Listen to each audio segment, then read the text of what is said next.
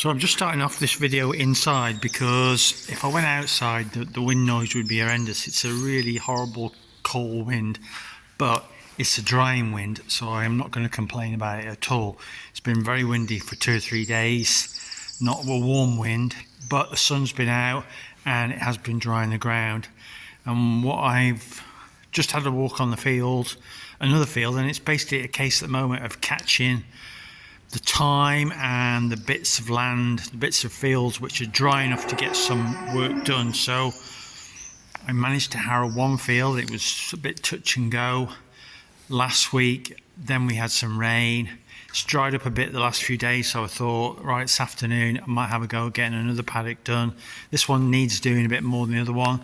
The other one, actually, when I did it, a lot of the muck had gone.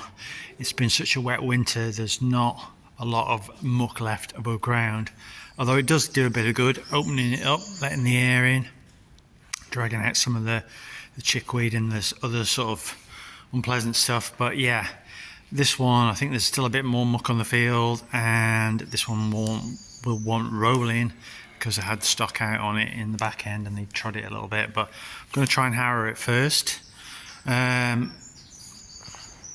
It's a sort of half sunshine, half cloudy day, but anyway, give me another chance to try out the New Holland.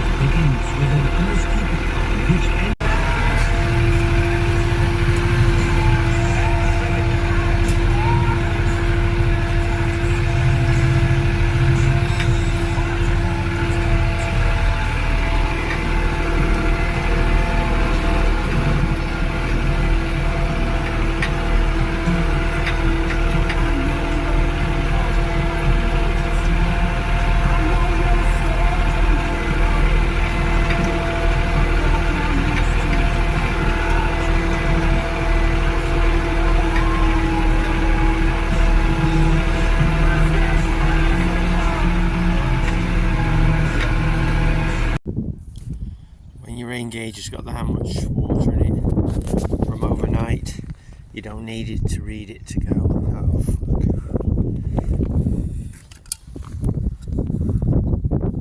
Let's have a look.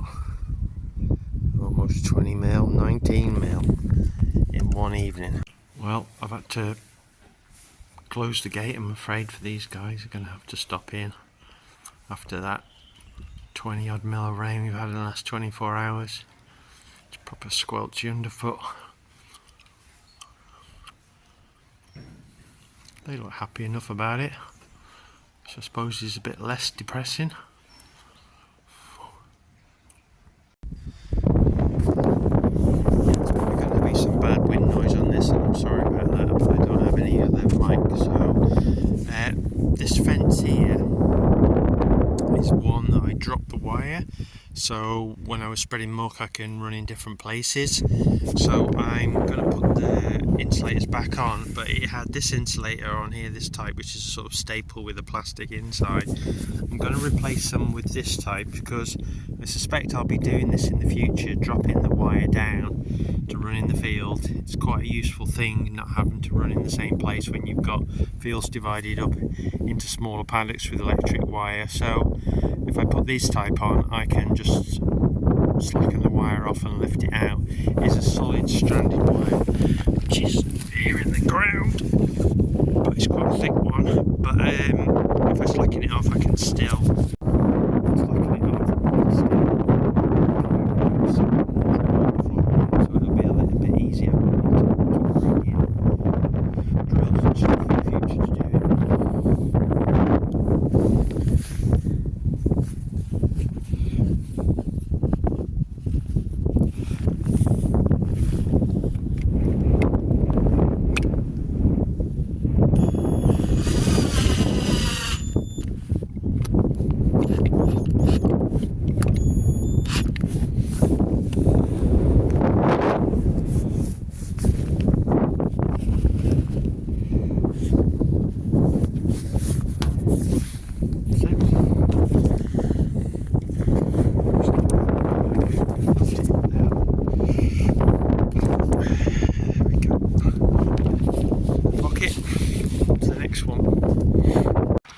So what else is in the pipeline? Well, this is in the pipeline. This is a bunded oil tank. It's the same size as the one I have, which is 1200 litres, just over 1200 litres.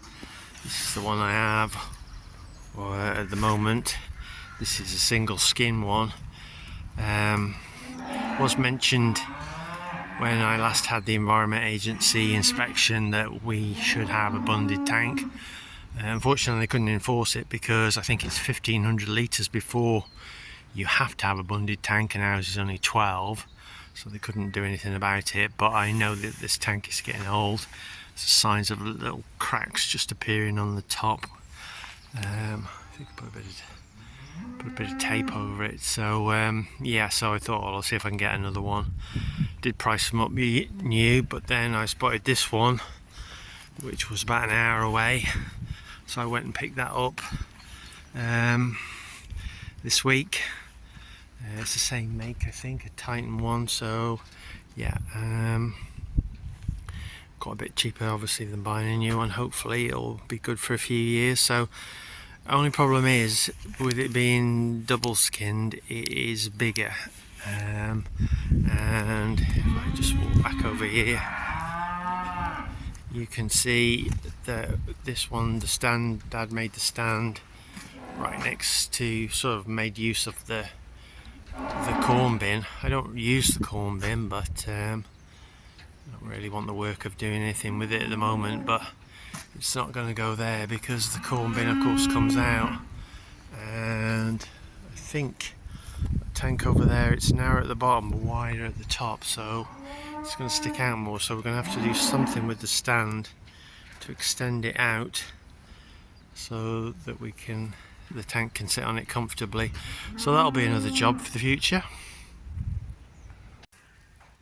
The wet weather's meant I've also had to have some more straw delivered. I'd just about run out, and if they could have, stock could have stayed out when I turned them out the other week, we would have been alright. Unfortunately, I had to bring them in. That meant I had to get some more straw. Price has gone up a lot, unfortunately. Probably everyone's in the same position, having to keep stock in. Supply and demand, isn't it? I know it's been expensive in some parts of the UK for a long time, but yeah, it's gone up a lot since the last time I had some.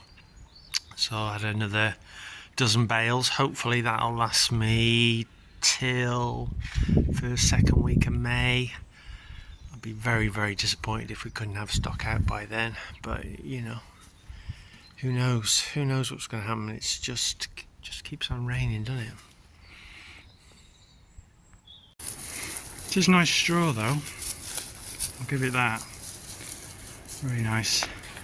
But it just goes to show that, you know, the wet weather does have financial impact, even for little guys like us, and I'm sure for bigger farmers who can't get out on their fields and plant crops, etc., there's going to be a knock-on effect financially for them too. In some cases quite a big one, I expect.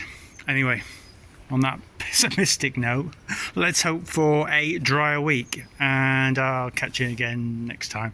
Thanks again for watching.